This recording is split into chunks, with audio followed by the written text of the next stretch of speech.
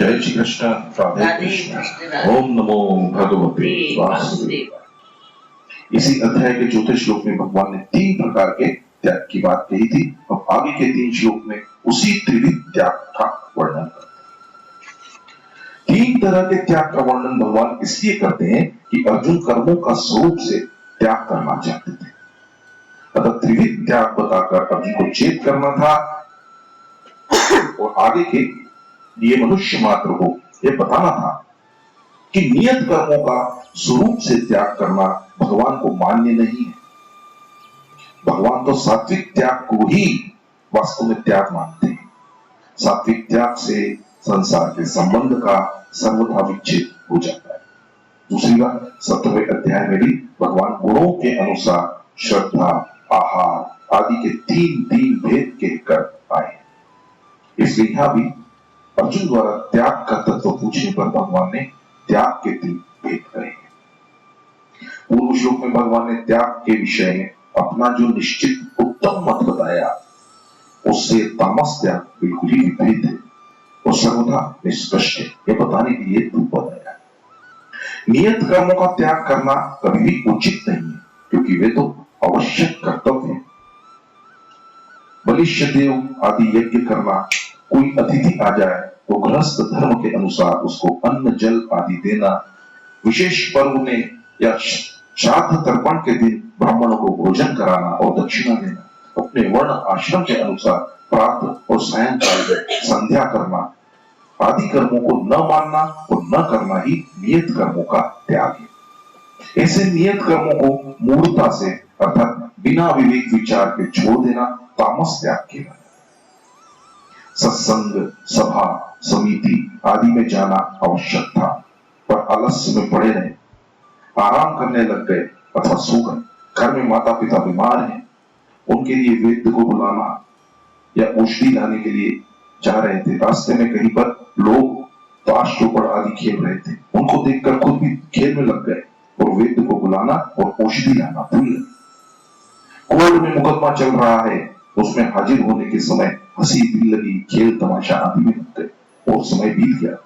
शरीर के लिए शौच स्नान आदि जो आवश्यक कर्तव्य है, उसको आलस्य और प्रमाद के कारण छोड़ दिया। यह सब तामस त्याग के उदाहरण है। विहित कर्म और निहित कर्म में क्या अंतर है? शास्त्रों ने जिन कर्मों को करने की आज्ञा दी है, वे सब विहित कर्म कहलाते हैं। उन संपूर्ण विहित कर्मों का पालन एक व्यक्ति कर ही नहीं सकता, क्योंकि शास्त्रों में संपूर्ण वारों तथा तिथियों के व्रतों का विधान आता है। यदि एक ही मनुष्य सब वारों में या सब तिथि में व्रत करेगा तो फिर वो भोजन कब करेगा? इससे यह सिद्ध हुआ कि मनुष्य के लिए सभी विहित कर्म लागू नहीं होते, परंतु उन विहित कर्मों में भी वर्ण, आश्रम और परिस्थिति के अनुसार जिसके लिए जो कर्तव्य आवश्यक होता है, उसके लिए वह नियत कर्म कहलाता है। जैसे ब्राह्मण, क्षत्रिय, वैश्य और शूद्र चारों वर्णों में जिस जिस वर्ण के लिए जीविका और शरीर निर्वाह संबंधी जितने भी नियम है, उस वर्ण के लिए वे सभी नियत कर्म है। नियत कर्मों का मोह पूर्वक त्याग करने से वह त्याग तामस हो जाता है, और सुख और आराम के लिए त्याग करने से वह त्याग राजस हो जाता है। सुख इच्छा, फल इच्छा तथा आसक्ति का त्याग करके नियत कर्मों को करने से वह त्याग सात्विक हो जाता है। तात्पर्य यह है कि मोह में उलझ जाना तामस पुरुष का स्वभाव है, सुख आराम में उलझ जाना राजस पुरुष का स्वभाव है, और इन दोनों से रहित होकर सावधानी पूर्वक निष्काम भाव से कर्तव्य कर्म करना सात्विक पुरुष का स्वभाव है। इस सात्विक स्वभाव अथवा सात्विक त्याग से ही कर्म और कर्म फल से संबंध विच्छेद होता है। राजस और तामस त्याग से नहीं, क्योंकि राजस और तामस त्याग वास्तव में त्याग है ही नहीं। लोग सामान्य रीति से स्वरूप से कर्मों को छोड़ देने का ही त्याग मानते हैं, क्योंकि उन्हें प्रत्यक्ष में वही त्याग दिखता है। कौन व्यक्ति कौन सा काम किस भाव से कर रहा है, उसको उन्हें पता ही नहीं, परंतु भगवान भीतर की कामना, ममता, आसक्ति के त्याग को ही त्याग मानते हैं, क्योंकि यही जन्म मरण के कारण है। यदि बाहर के त्याग को ही असली त्याग माना जाए तो सभी मरने वालों का कल्याण हो जाना चाहिए, क्योंकि उनकी तो संपूर्ण वस्तुएं छूट जाती हैं। और तो क्या, अपना कहलाने वाला शरीर भी छूट जाता है और उनको वे वस्तुएं प्राय याद तक नहीं रहती। मतलब भीतर का त्याग ही असली त्याग है। भीतर का त्याग होने से बाहरी वस्तुएं अपने पास रहे या न रहे, मनुष्य उनसे बनता है। परिशिष्ट भाव है कि विहित की अपेक्षा नियत कर्मों में व्यक्ति की विशेष जिम्मेवारी होती है। जैसे किसी को पहरे पर खड़ा कर दिया अथवा जल पिलाने के लिए प्याऊ पर बिठा दिया, तो यह उसके लिए नियत कर्म हो गया, जिसकी उस पर विशेष जिम्मेवारी है। नियत कर्मों के त्याग का ज्यादा दोष लगता है। नियत कर्म का त्याग करने से विपल्लव होता है। अतः पैसे कम मिले या ज्यादा, आराम कम मिले या ज्यादा, अपने नियत कर्म का कभी भी त्याग नहीं करना चाहिए। नियत कर्म न करने के कारण ही आजकल समाज में अव्यवस्था हो रही है। जिसकी जिस काम के लिए नियुक्ति कर दी है वह उस काम को नहीं करेगा तो क्या दशा होगी। नियत का मोहपूर्वक त्याग करना तामस है, जिसका फल अधोगति की प्राप्ति होती है। यज्ञ, दान आदि शास्त्रीय नियत कर्मों को करने में केवल दुख ही भोगना पड़ता है और उनमें है ही क्या, क्योंकि उन कर्मों को करने के लिए अनेक नियमों को बंधना पड़ता है, वो खर्चा भी करना पड़ता है। इस प्रकार राजस पुरुष को उन कर्मों में केवल दुख ही दुख दिखता है। दुख दिखने का कारण यह है कि उनका परलोक पर, शास्त्रों पर, शास्त्र विहित कर्मों पर और उन कर्मों के परिणाम पर श्रद्धा विश्वास नहीं होता। राजस मनुष्य को शास्त्र मर्यादा और लोक मर्यादा के अनुसार चलने से शरीर में क्लेश अर्थात परीक्षाओं का अनुभव होता है। क्लेश का अनुभव होने में शरीर की ममता और आसक्ति ही कारण। राजस मनुष्य को अपने वर्ण, आश्रम आदि के धर्म का पालन करने में और माता, पिता, गुरु, मालिक आदि की आज्ञा का पालन करने में पराधीनता और दुख का अनुभव होता है तथा उनकी आज्ञा भंग करके जैसी मर्जी आए वैसा करने में स्वाधीनता और सुख का अनुभव होता है। राजस मनुष्यों के विचार यह होते हैं कि गृहस्थ में आराम नहीं मिलता, स्त्री पुत्र आदि हमारे अनुकूल नहीं है, अथवा सब कुटुंबी मर गए हैं, घर में काम करने के लिए कोई नहीं रहा है, खुद की तकलीफ उठानी पड़ रही है, इसलिए साधु बन जाए तो आराम से रहेंगे, रोटी कपड़ा आदि सब चीजें मुफ्त में मिल जाएंगी, परिश्रम नहीं करना पड़ेगा। कोई ऐसी सरकारी नौकरी मिल जाए जिससे काम कम करना पड़े और रुपए आराम से मिलते रहे। हम काम न करें तो भी उस नौकरी से हमें कोई छुड़ा ना सके, हम नौकरी छोड़ देंगे तो हमें पेंशन मिलती रहेगी। ऐसे विचारों के कारण उन्हें घर का काम धंधा करना अच्छा नहीं लगता और वे उसका त्याग कर देते। यह शंका होती है कि ज्ञान प्राप्ति के साधनों में दुख और दोषों को बार बार देखने की कही गई और यहाँ कर्मों में दुख देखकर उनका त्याग करने को राजस त्याग कहा अर्थात कर्मों के त्याग का निषेध किया गया। इन दोनों बातों में परस्पर विरोध प्रतीत होता है। इसका समाधान है कि वास्तव में इन दोनों में विरोध नहीं है, परंतु इन दोनों का विषय अलग है। भोगों में दुख और दोष को देखने की बात है और यहाँ नियत कर्तव्य कर्मों में दुख को देखने की बात है, इसलिए वहां भोगों का त्याग करने का विषय है और यहाँ कर्तव्य कर्मों का त्याग करने का विषय है। भोगों का तो त्याग करना चाहिए पर कर्तव्य कर्मों का त्याग कभी नहीं करना चाहिए, कारण कि जिन भोगों में सुख बुद्धि और गुण बुद्धि हो रही है उन भोगों में बार बार दुख और दोष को देखने से भोगों से वैराग्य होगा, जिससे परमात्मा तत्व की प्राप्ति होगी। परंतु नियत कर्तव्य कर्मों में दुख देखकर उन कर्मों का त्याग करने से सदा पराधीनता और दुख भोगना पड़ेगा। तात्पर्य यह हुआ कि भोगों में दुख और दोष देखने से भोगासक्ति छूटेगी, जिससे कल्याण होगा, और कर्तव्य में दुख देखने से कर्तव्य छूटेगा, जिससे पतन होगा। कर्तव्य कर्मों का त्याग करने में तो राजस और तामस ये दो भेद होते हैं, पर परिणाम आलस्य, प्रमाद, अति निद्रा आदि में दोनों एक हो जाते हैं, अर्थात परिणाम में दोनों ही तामस हो जाते हैं, जिसका फल अधोगति होता है। एक शंका यह भी हो सकती है कि सत्संग, भागवत कथा, भक्त चरित्र सुनने से किसी को वैराग्य हो जाए तो वह प्रभु को पाने के लिए आवश्यक कर्तव्य कर्मों को भी छोड़ देता है और केवल भगवान के भजन में लग जाता है। इसलिए उसका वह कर्तव्य कर्म का त्याग राजस कहा जाना चाहिए। ऐसी बात नहीं है। सांसारिक कर्मों को छोड़कर जो भजन में लग जाता है उसका त्याग राजस या तामस नहीं हो सकता, कारण कि भगवान को प्राप्त करना मनुष्य जन्म का ध्येय है तथा उस ध्येय की सिद्धि के लिए कर्तव्य कर्मों का त्याग करना वास्तव में कर्तव्य का त्याग करना नहीं है, प्रत्युत असली कर्तव्य को करना है। उस असली कर्तव्य को करते हुए आलस्य प्रमाद आदि दोष नहीं आ सकते, क्योंकि उसकी रुचि भगवान में रहती है। परंतु राजस और तामस त्याग करने वालों में आलस्य प्रमाद आदि दोष आएंगे ही, क्योंकि उसकी रुचि भोगों में रहती है। त्याग का फल शांति है। राजस मनुष्य त्याग करके भी त्याग के फल शांति को नहीं पाता, कारण कि उसने जो त्याग किया है वह अपने सुख आराम के लिए ही किया है। ऐसा त्याग तो पशु पक्षी आदि भी करते हैं।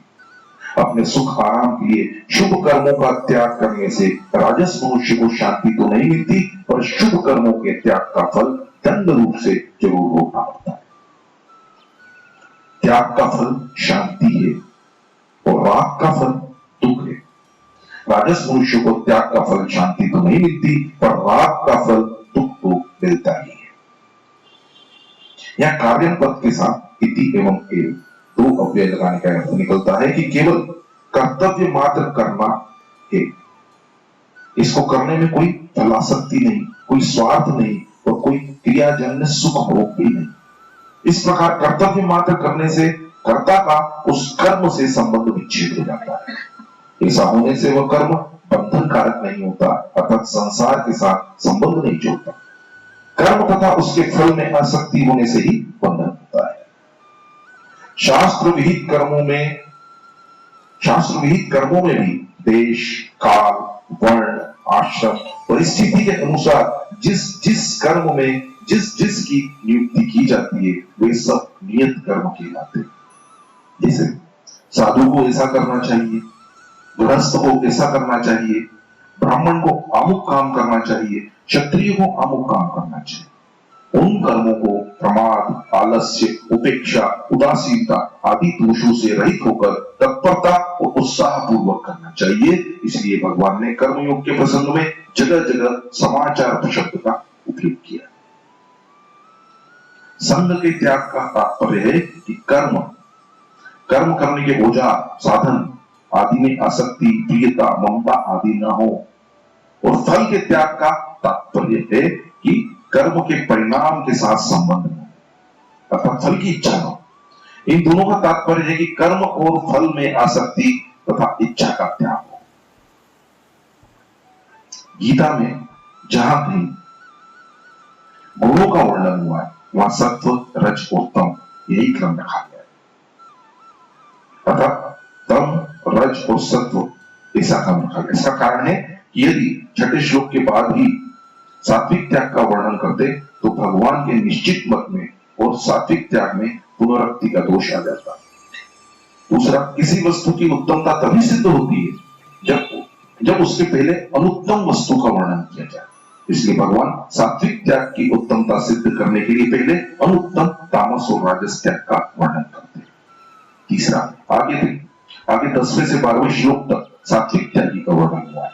यदि सात्विक त्याग का वर्णन सात्विक त्यागी के पास न देते तो तामस त्याग के पास होने से सात्विक त्यागी का संबंध न जोड़ते। कर्म और फल में आसक्ति तथा कामना का त्याग करके कर्तव्य मात्र समझकर कर्म करने से वह त्याग सात्विक हो जाता है। राजस त्याग में काय क्लेश के भय से, शरीर के परिश्रम के भय से, और तामस त्याग में मोह पूर्वक कर्मों का स्वरूप से त्याग किया जाता है। परंतु सात्विक त्याग में कर्मों का स्वरूप से त्याग नहीं किया जाता, प्रत्युत कर्मों को सावधानी एवं तत्परता से विधि पूर्वक निष्काम भाव से किया जाता है। सात्विक त्याग में कर्म और कर्म फल रूप शरीर संसार से संबंध विच्छेद हो जाता है। राजस और तामस त्याग में कर्मों का स्वरूप से त्याग करने से केवल बाहर से कर्मों से संबंध विच्छेद दिखता है, परंतु वास्तव में भीतर से संबंध विच्छेद नहीं होता। इसका कारण यह है कि शरीर के कष्ट के भय से कर्मों का त्याग करने से कर्म तो छूट जाते हैं, पर अपने सुख और आराम के साथ संबंध जुड़ा ही रहता है। ऐसे ही मोह पूर्वक कर्मों का त्याग करने से कर्म तो छूट जाते हैं, पर मोह के साथ संबंध जुड़ जाता है।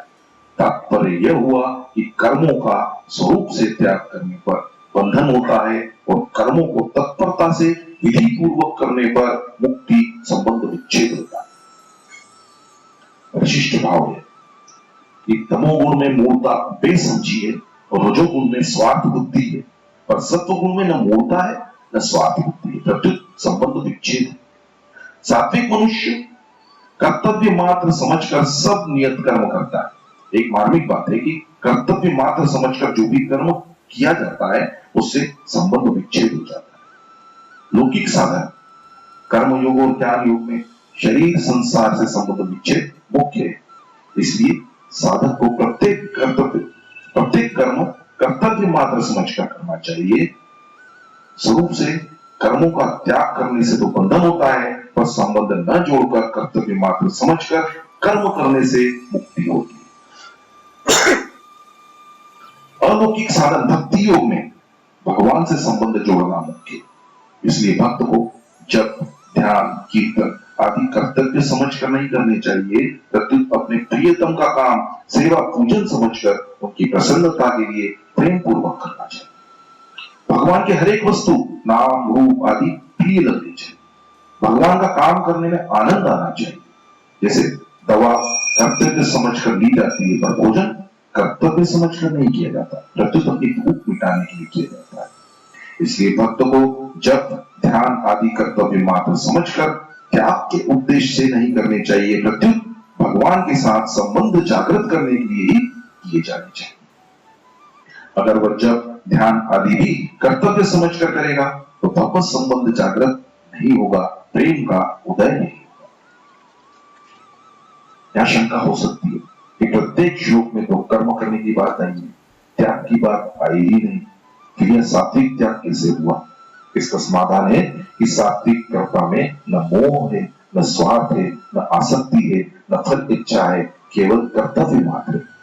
इसलिए कर्मों के साथ कर्ता का कुछ भी संबंध न होने से यह त्याग हुआ।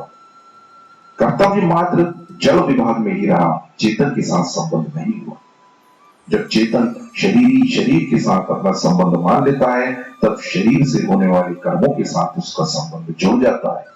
अगर वह शरीर के साथ अपना संबंध न जोड़े, केवल कर्तव्य मात्र करे, तो उसका कर्मों के साथ संबंध नहीं जुड़ेगा। शरीर संसार से संबंध विच्छेद होने के कारण इसका नाम त्याग हुआ। इसमें कर्म और फल दोनों के साथ संबंध विच्छेद है।